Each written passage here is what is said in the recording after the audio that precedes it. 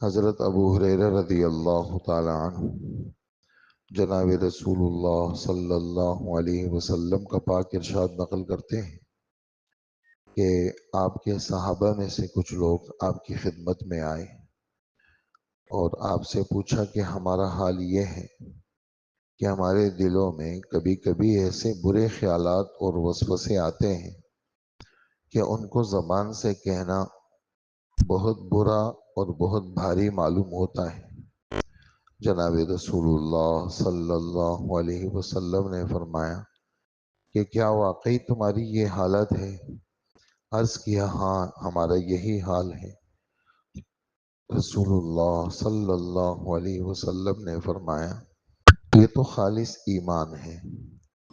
مطلب یہ ہے کہ کسی شخص کی یہ کیفیت کہ وہ دین اور شریعت کے خلاف وسوسوں سے اتنا گھبرائے اور اس کو اتنا برا سمجھے کہ زبان سے ادا کرنا بھی اس کے لیے مشکل ہو، تو یہ خالص ایمانی کیفیت ہے۔ دوسری حدیث حضرت ابو ہریرہ رضی اللہ تعالی عنہ جناب رسول اللہ صلی اللہ علیہ وسلم کا پاک ارشاد نقل کرتے ہیں کہ تم میں سے کسی کے پاس شیطان آتا ہے اور کہتا ہے کہ فلاں چیز کو کس نے پیدا کیا، فلاں چیز کو کس نے پیدا کیا، یہاں تک کہ یہی سوال وہ اللہ کے متعلق بھی دل میں ڈالتا ہے کہ جب ہر چیز کا کوئی پیدا کرنے والا ہے تو پھر اللہ کا پیدا کرنے والا کون ہے؟ بس سوال کا سلسلہ جب یہاں تک پہنچ جائے تو بندے کو چاہیے کہ اللہ سے پناہ مانگے اور رک جائے۔ مطلب یہ ہے کہ اس قسم کے وسوسے اور سوالات شیطان کی طرف سے ہوتے ہیں۔ جب شیطان کسی کے دل میں اللہ کے متعلق یہ جاہلانہ احمقانہ سوال ڈالے، اس کو سیدھا اور آسان علاج یہ ہے کہ بندہ شیطان کے شر سے اللہ کی پناہ مانگے اور خیال کو اس طرف سے پھیر دے، یعنی اس مسئلے کو قابل توجہ اور لائق غور ہی نہ سمجھے۔ اور حقیقت بھی یہی ہے کہ اللہ جب اس ہستی کا نام ہے جس کا وجود اس کی ذاتی صفت ہے اور جو تمام موجودات کو وجود بخشنے والا ہے، اس کے متعلق یہ سوال پیدا ہی نہیں ہوتا۔ اسی طرح دوسری حدیث میں حضرت ابو ہریرہ رضی اللہ عنہ جناب رسول اللہ صلی اللہ علیہ وسلم کا پاک ارشاد نقل کرتے ہیں کہ لوگوں میں ہمیشہ فضول سوالات چوں چرا کا سلسلہ جاری رہے گا، یہاں تک کہ یہ احمقانہ سوال بھی کیا جائے گا کہ اللہ نے سب مخلوق کو پیدا کیا ہے تو پھر اللہ کو کس نے پیدا کیا ہے؟ جس کو اس سے سابقہ پڑے وہ یہ کہہ کر بات ختم کر دے کہ اللہ پر اور اس کے رسول پر میرا ایمان ہے۔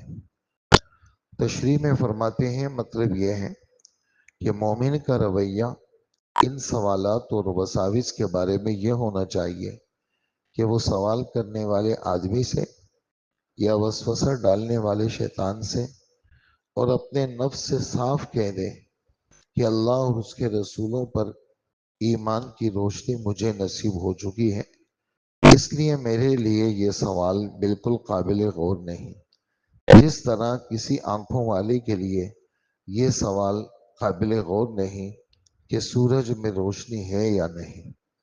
دوستو، یہ وساوس کا ہمارا بیان چل رہا ہے۔ اللہ جل جلالہ ہم سب کی حفاظت فرمائے اور دل کے جو برے خیالات ہوتے ہیں اس کو وسوسہ کہا جاتا ہے، اور جو چیز اچھی دل میں آتی ہے اس کو الہام کہا جاتا ہے۔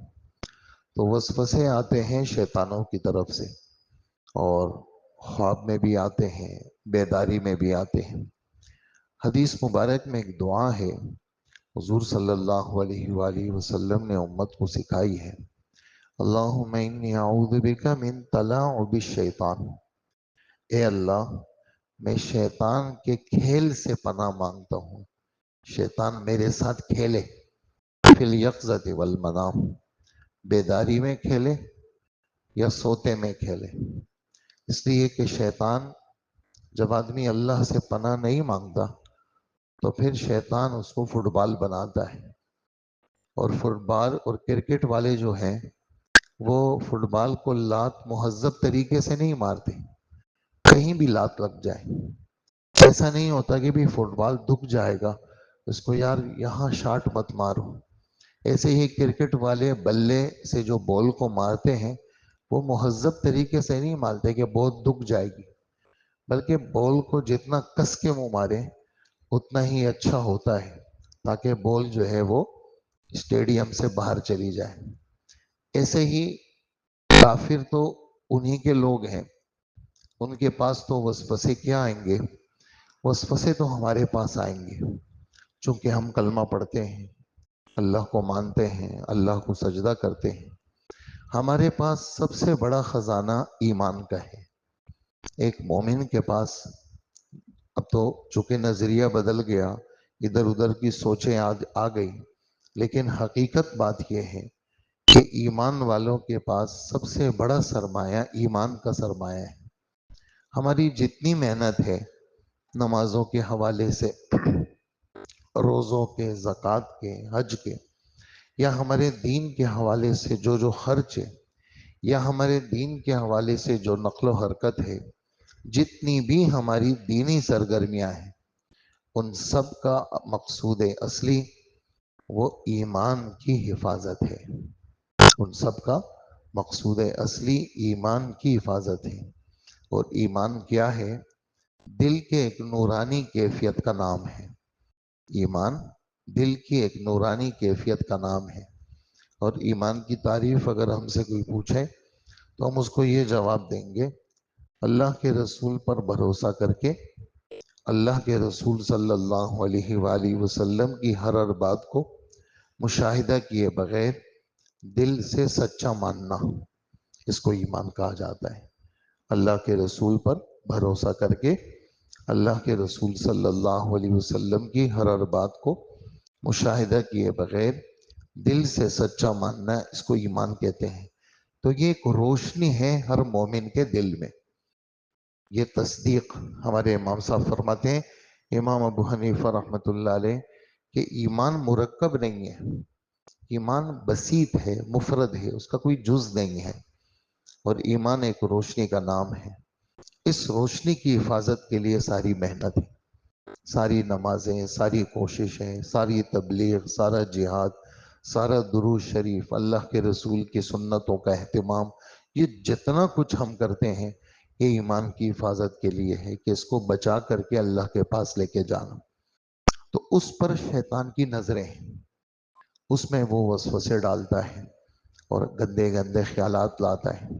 اچھا، ان گندے خیالات کی وجہ سے بہت سارے لوگ مسجد چھوڑ دیتے ہیں، ان خیالات کی وجہ سے لوگ قرآن چھوڑ دیتے ہیں، ان خیالات کی وجہ سے لوگ اللہ کے دین کو چھوڑ دیتے ہیں۔ وہ کہتے ہیں بھی خیالات آتے ہیں اس لیے ہم مسجد نہیں آتے۔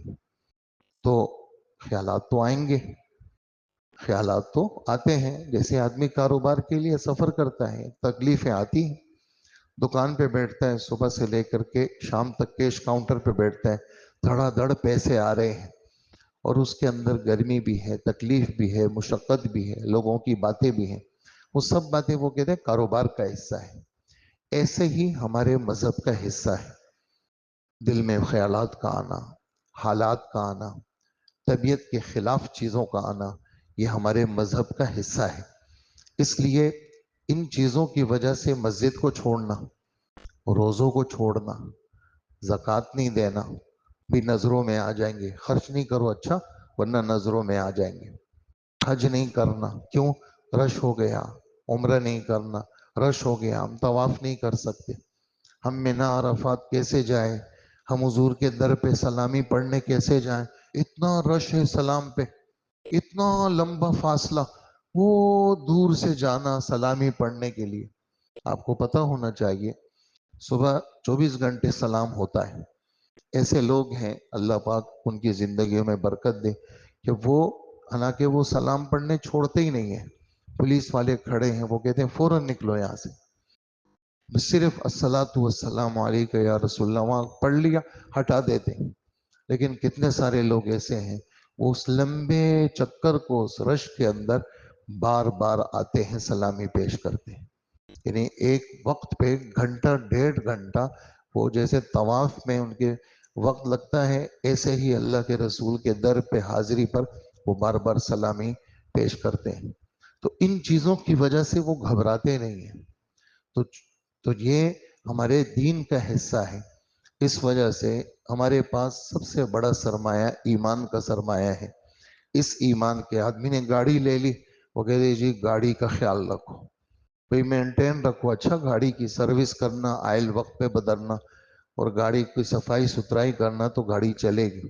اور دیکھو ذرا سلیقے سے چلانا گاڑی. نیا گھر لیا ہے، اس کا خیال رکھتے ہیں لوگ، صفائی ستھرائی کرتے ہیں. کپڑے نئے ہیں، اس کا خیال رکھتے ہیں. اپنے بدن کا خیال رکھتے ہیں لوگ، صحت کا خیال رکھتے ہیں. ایسے ہی ہمارے پاس سب سے بڑا سرمایہ ہمارا ایمان کا ہے. یہ ایمان بچا کر کے اللہ کے پاس لے کے جانا، یہ ایمان بچا کر کے اللہ کے پاس لے کے جانا. اور کائنات کے اندر سب سے بڑا خوش قسمت کون ہے؟ ایک سوال ہے. خوش قسمت کون ہے؟ وہ ہے جس کو اللہ نے کلمہ دیا ہے. جو مسلمان وہ خوش قسمت، چاہے جتنے بھی غریب ہو، چاہے بدصورت ہو، چاہے پیسہ نہ ہو، چاہے ہر وقت حالات اور مشکلات میں ہو، لیکن یہ بہت خوش قسمت ہے جس کو اللہ نے کلمہ دیا ہے. جو مسلمان بن گیا وہ خوش قسمت ہے. جس پر اللہ کی نظر پڑ گئی اور اللہ جل جلالہ نے اس کو حضور صلی اللہ علیہ وسلم کی امت میں پیدا کر لیا، اس سے بڑا خوش قسمت کوئی نہیں ہے. پیسوں کا وجود وہ خوش قسمتی کی علامت نہیں ہے. اچھے خاندان کا وجود یہ خوش قسمتی کی علامت نہیں ہے. خوش قسمتی کی علامت کیا ہے؟ مجھے اللہ نے کلمہ دے دیا، میں مسلمان ہوں، یہ بہت بڑی خوش قسمتی ہے. مجھے اللہ نے اپنے در پہ جھکنے کی توفیق دے دی، یہ بہت بڑی خوش قسمتی ہے. مجھے اللہ جل جلالہ نے اپنے پاک کلام دیکھنے کی توفیق دے دی، میں مکہ مدینہ کے حدود میں داخل ہو سکتا ہوں، یہ میری خوش قسمتی ہے. میں اللہ کے نام پہ جانور گرا کر کے اس پہ چھری پھیرتا ہوں اور بسم اللہ اللہ اکبر پڑھتا ہوں، یہ میری خوش قسمتی ہے. وہ کہاں خوش قسمت جو بتوں کو سجدہ کرتے ہیں؟ وہ کہاں خوش قسمت جو غیر اللہ کو اللہ کے ساتھ، کہ جی عیسیٰ علیہ السلام خدا کے بیٹے ہیں اور عزیر علیہ السلام خدا کے بیٹے ہیں، وہ کہاں خوش قسمت ہے؟ خوش قسمت تو وہ ہے جو گواہی دیتا ہے لا الہ الا اللہ محمد الرسول اللہ، اس بات کی گواہی دیتا ہے، یہ آدمی خوش قسمت ہے. تو ہم سب خوش قسمت ہیں جو اس مجلس میں بیٹھے ہوئے ہیں. اللہ پاک نے ہمیں کلمہ دیا ہے، تو اس کلمے کو بچا کر کے لے کے جانا. اس کی حفاظت کے لیے، یعنی جو کلمہ ہمارے دل میں ہے، جو میں نے ایمان کی تعریف کی، اس کی حفاظت کے لیے کہتے ہیں بار بار اپنی زبانوں سے اس کلمے کو دہرایا کرو. ہمارے نبی صلی اللہ علیہ وسلم فرماتے ہیں جیسے کپڑے کے نقش و نگار پرانے ہو جاتے ہیں، ایسے ہی ایمان پرانا ہو جاتا ہے. دنیا کے ماحول میں، دنیا کی آلودگیوں میں آدمی کی گاڑی چلتی ہے تو آدمی دھول مٹی لگ جاتی ہے. آدمی کپڑے پہن کے کاٹن کا صاف ستھرا سوٹ پہن کر کے استری شدہ وہ پہن کے نکلتا ہے تو دھول مٹی لگتی ہے تو وہ بھی وہ ہو جاتا ہے، متاثر ہو جاتا ہے. ایسے ہی ایمان پرانا ہو جاتا ہے. اللہ کے رسول ایمان کو کیسے تازہ کریں؟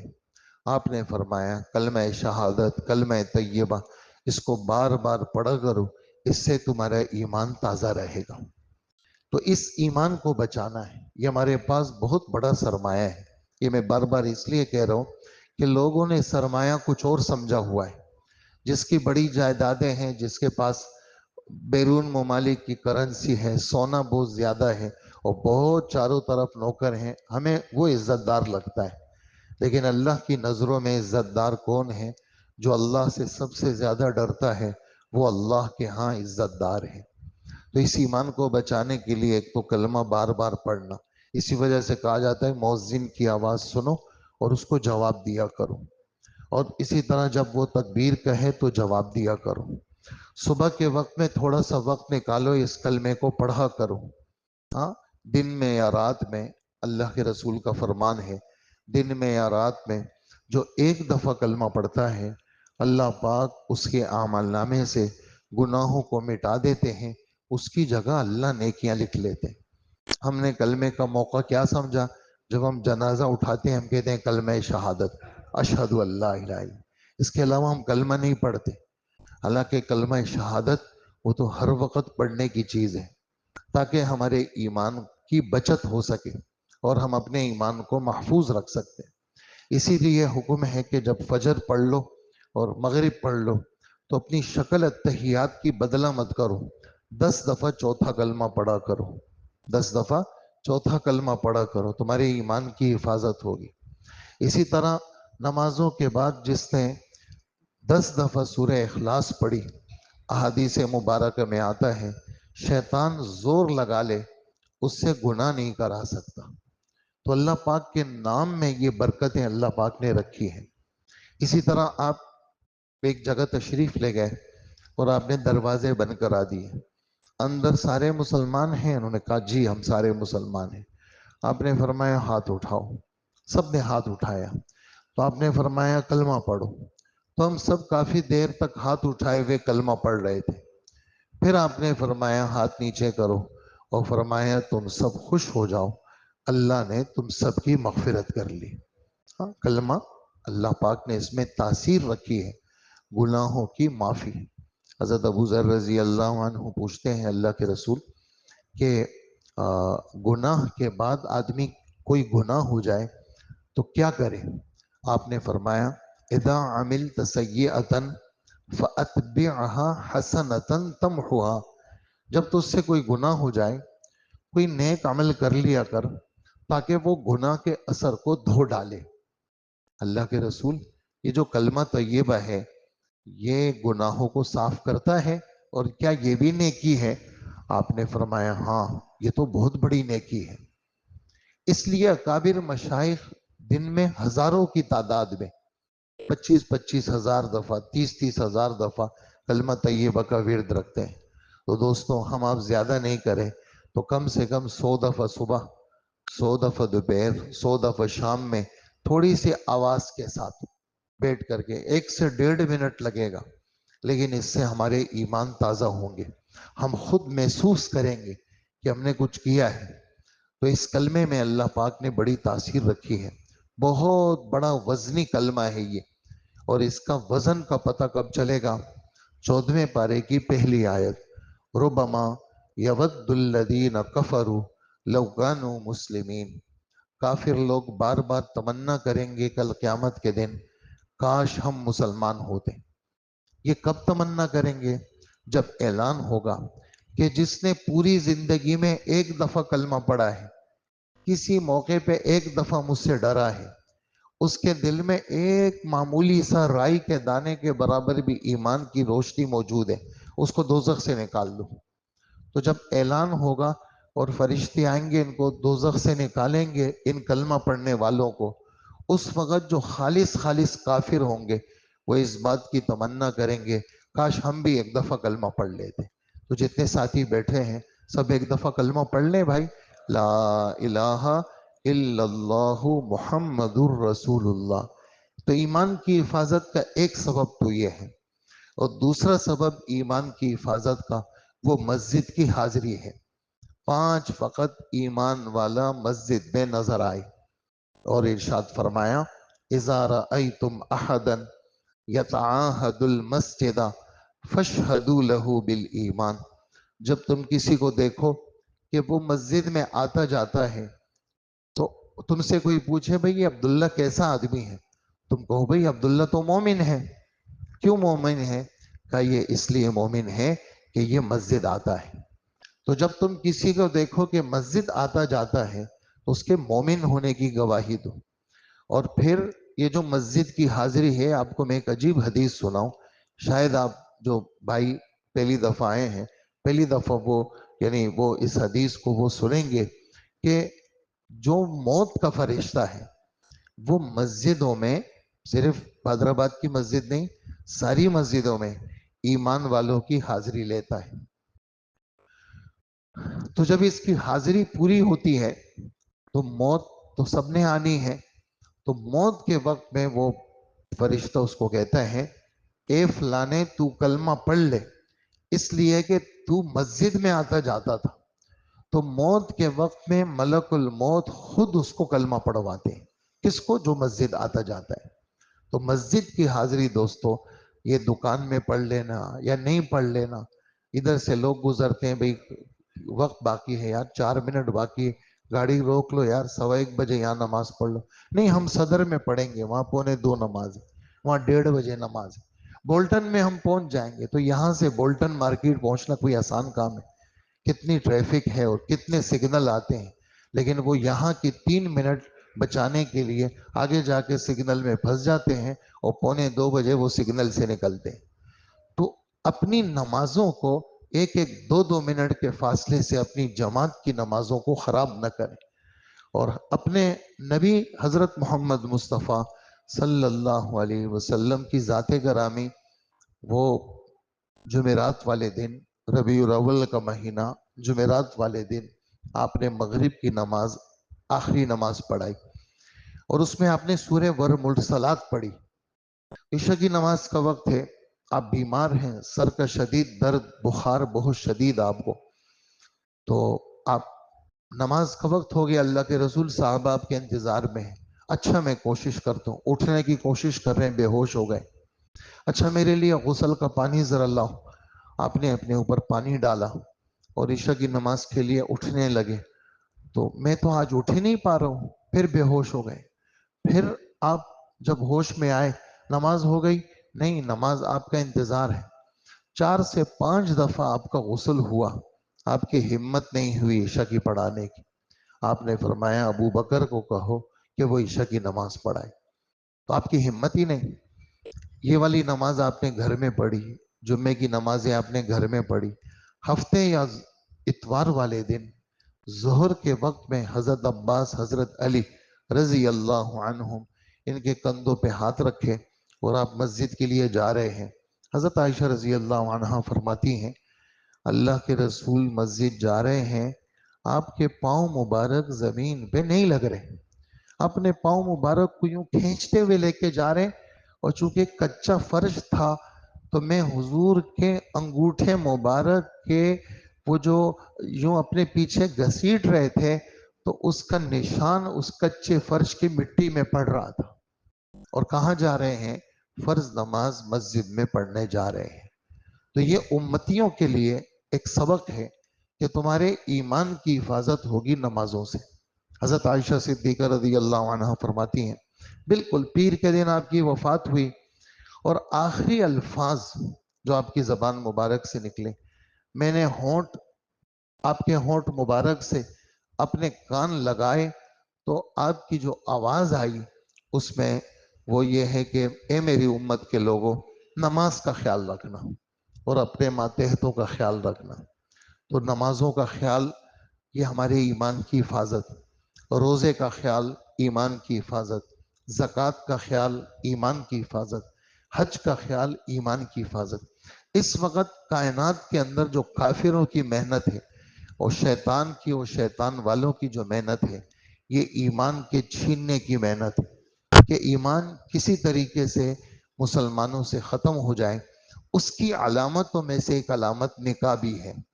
نکاح کو مشکل بنانا، رشتوں کو مشکل بنانا، اور نکاح کو جناب لڑکی والوں کے لیے بھی مشکل، سوچ بھی نہیں سکتا آدمی نکاح نہیں نہیں بھائی 25 سال عمر ہو گئی، نہیں ابھی تو سوچنا بھی نہیں. نکاح تو دیکھیں گے، پہلے بہنوں کی شادی ہوگی بعد میں دیکھیں. وہ سوچ ہی ختم ہو گئی نوجوانوں کی. ماں باپ بھی نہیں سوچ سکتے اس لیے کہ ہم نے مشکل بنا دیا اس کو. تو اس نکاح کو آسان کرنا، اور چونکہ یہ ہمارے ایمان کی حفاظت کا حصہ ہے. کتاب النکاح کی ایک روایت میں آپ کی خدمت میں پیش کروں، بات لمبی نہیں کروں گا، ختم کر رہا ہوں. کتاب النکاح کی روایت آپ کی خدمت میں پیش کرتا ہوں. حضور صلی اللہ علیہ وآلہ وسلم فرماتے ہیں اذا تزوج العبد فقد استکمل نصف الدین فلیتق اللہ فی النصف الباقی. جب آدمی شادی کرتا ہے اس نے اپنے آدھے دین کو پورا کر لیا. اب آدھے کے بارے میں یہ خیال رکھے، خدا سے ڈرے. کیا مطلب؟ کہتے جو پورا دین جو ہے وہ کیا ہے؟ پیٹ کے ساتھ اور شرمگاہ کے ساتھ. تمہارا انسان کی جو شرمگاہ ہے، کہا کہ اس کی حفاظت ہو جاتی ہے وہ نکاح کی برکت سے، لیکن شرط یہ ہے کہ وہ جس عورت کو گھر لایا ہے اس کو اپنی عزت سمجھے، اور جنہوں نے اس کو بیٹی دی ہے چونکہ انہوں نے اپنے دل کا ٹکڑا دیا ہے، اس کو چاہیے وہ اس بچے کا خیال رکھے، اور بچی والوں کو چاہیے کہ وہ بہت معمولی معمولی باتیں اپنی بچی کو کہیں بیٹی اب تو آپ چلی گئی، اب تو آپ یہ تصور نہیں کرنا کہ اب آپ کا گھر یہ ہے، اب آپ کا اصلی گھر وہ ہے۔ تو وہ ان کا دل، بچی کا دل بڑا کرے کہ بھئی بچی تمہارا اب یہ گھر نہیں ہے، تمہارا تو یہ گھر ہے، اور یہاں والے اس کی قدر کریں اور وہاں والے ان کی قدر کریں۔ جب عزت ایک دوسرے کو دیں گے تو معاملات آگے خراب نہیں ہوں گے۔ اور اللہ پاک نے اس رشتے کو کس سے تعبیر کیا ہے؟